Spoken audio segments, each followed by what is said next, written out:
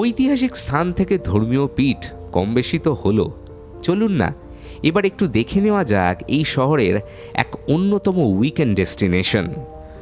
এখানে এরকম স্থান অনেক থাকলেও এসবের মধ্যে অন্যতম ডুমা বাওর।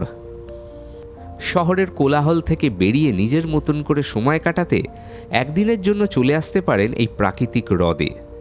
চারিদিকে সবুজে ঘেরা, আর মাঝে সুবিশাল জলরাশি, দেখলেই মন ভালো হয়ে যাবে।